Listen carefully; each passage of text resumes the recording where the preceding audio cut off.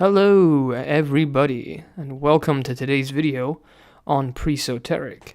I am Darren Taylor, and today we're going to be covering what is magic.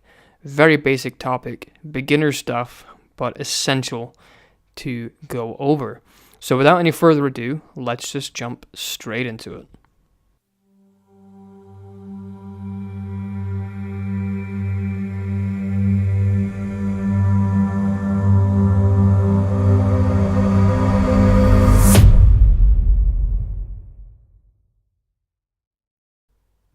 The most common and widely accepted description on what magic is was written by A.Crowley, in which he said, "The science and art of causing change to occur in conformity with will." And Crowley's definition on magic is the most widely accepted definition on magic currently in the occult today. Crowley believed in the objective existence of magic, so much so that he chose to spell the word magic with a K at the end to differentiate between stage magic with tricks and illusions. Throughout Crowley's life, he gave several different definitions of magic, the most common and popular of being the science and art of causing change to occur in conformity with the will. He saw magic as a pathway between religion and science so much that in his book The Equinox, it was given the subtitle, "The Method of Science, the Aim of Religion."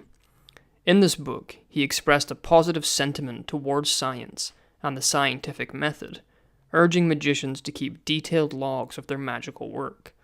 The hypothesis of this was the more scientific the records were, the better understanding the magician could draw from them.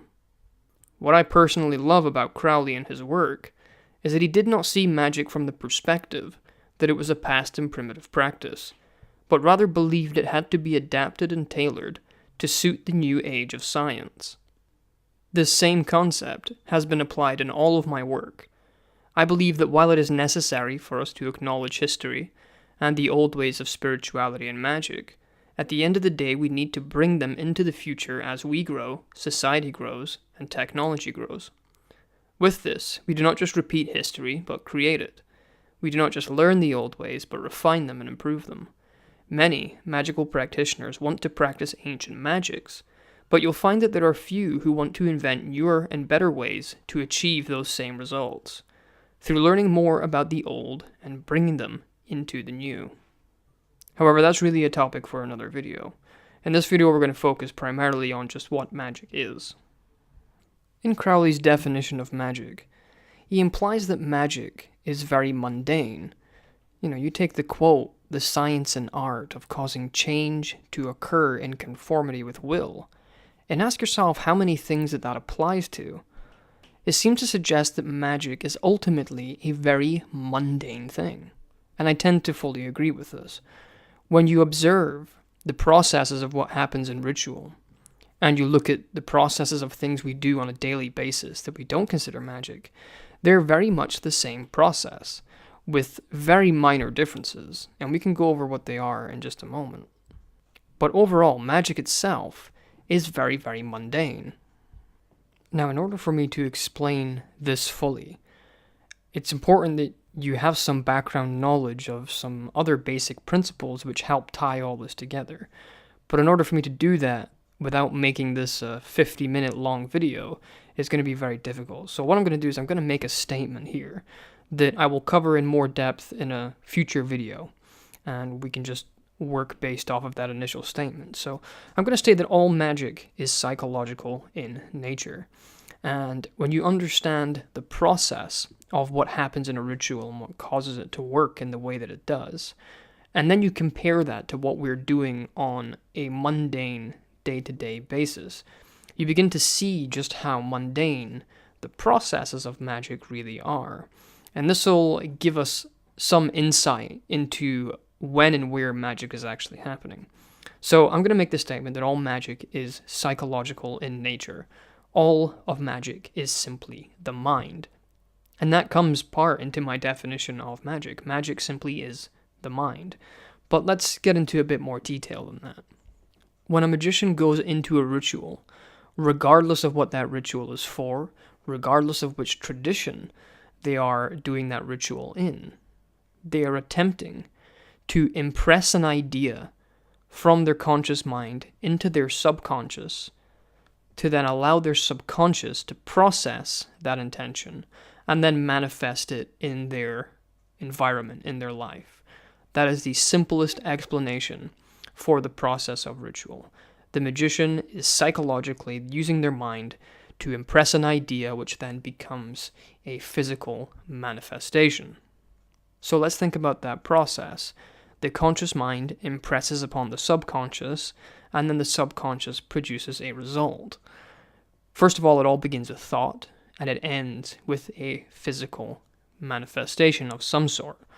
Well, how is this any different from anything else we do on our day-to-day lives? One of the best examples I've seen from this was from a good friend and actually a mentor of mine, Frater Xavier, who has his own YouTube channel, Mind and Magic, said that by Crowley's definition, going to your fridge and making a turkey sandwich is magic. And when you look at the process of what you're doing in both of those things, in the ritual and in, say, making a sandwich, it is very much the same process. You are consciously deciding that you're going to, again, make a sandwich, and then you're fulfilling that action. Ritual isn't that much different. The only difference is that they're two different subjects, two different intentions. But the process of A to B is exactly the same. You are, by definition, making a change in conformity with your will. And so, when you understand it to that simplicity, you see that magic is happening all the time. We are consciously and subconsciously making changes in our day-to-day life on a continual basis. And so with that, you can conclude that magic is not only mundane, but something that we are doing on a continual basis, mostly unknowing. Our subconscious is always producing results in our day-to-day life, is responsible for a lot of the things that happen in our day-to-day life. So the difference between a magician and everyone else is that a magician is attempting to intentionally create results in their life, whereas the unintentional are just simply doing it.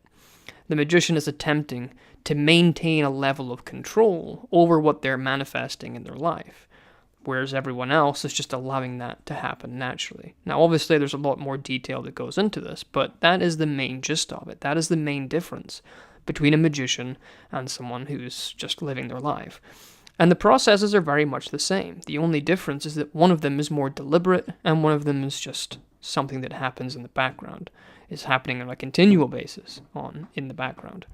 So with the realization of how mundane magic really is, we can break a lot of the misconceptions around magic. And the first of those misconceptions is that magic is some exclusive gift. Now, this doesn't just extend to magic itself, but things in the nature of psychics or spiritual vampirism, things like that. While some people can be born with natural talents and natural leanings towards certain things, none of these things are exclusive. All of these things can be developed. All of these things, with time and hard work, can be produced. There is nothing about magic that is exclusive, because it's something that is so mundane and built into the very fabric of our own minds that we're already doing it on a continual basis. The only skill that you really develop in magic is being able to do it intentionally with more efficiency. Now, you understand the mundaneness of magic, and you see that 90% of magic, even with intentional magicians, is still unconscious, because everything that we do on a day-to-day basis is based mostly on subconscious thought. Subconscious thought that we're not aware of, and that again is still the same magical process as intentional magic. And so you understand this, and you'll be able to see that the process from A to B is very much the same. And so the majority of magic that a magician is intentionally doing is still a very, very small percentage of the totality that they're actually doing throughout their day-to-day life. So with this, you begin to see that magic isn't really mystical. It's just a part of the fabric of reality that we're constantly working with. And simply put, magic is the mind. And as you work through learning ritual magic, the more this becomes clear and apparent. Magic is one of the underlying mechanics of life, and even the most mundane of things are indeed magic.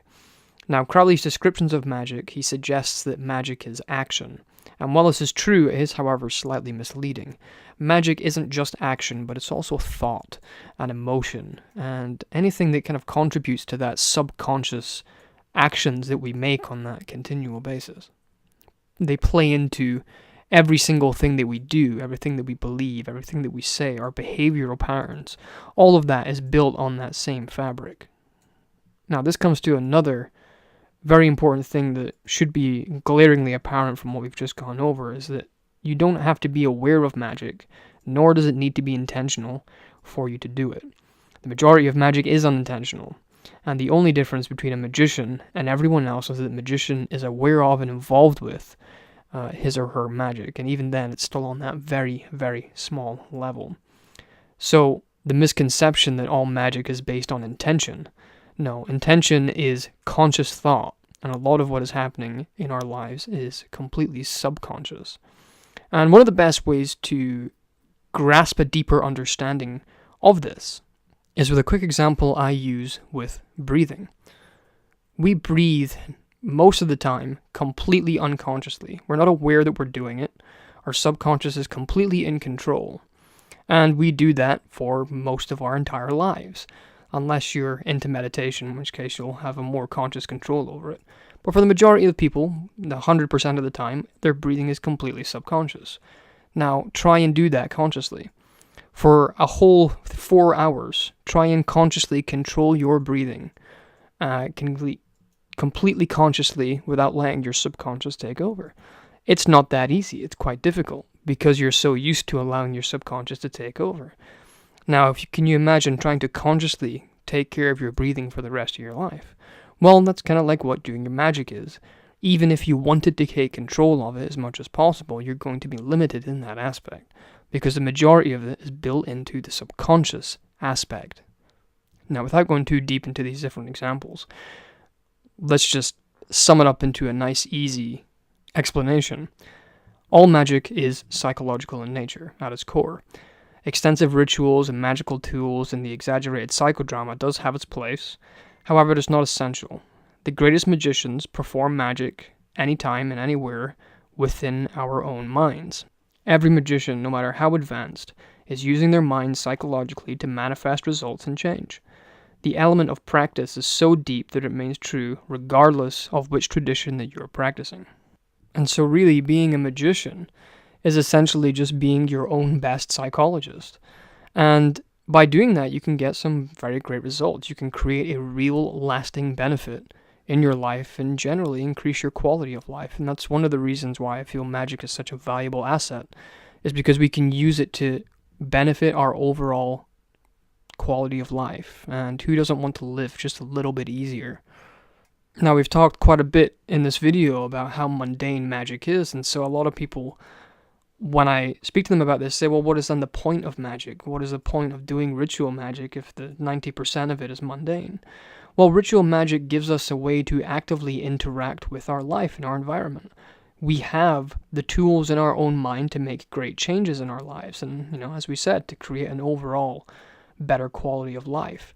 And so if you're going to be doing magic anyway, you might as well try and have some level of control over it. And yeah, it might take a lot of years of study and practice and getting to understand your own subconscious mind. But if you're able to develop those skills where you can make those great changes in your life, you'll find that you can have a lot of the things that you desire. It can help you be more successful. It can help you get the things that you want out of your future. It's a way to push the boundaries of your own potential and sometimes to come into that potential for those who have the dedication.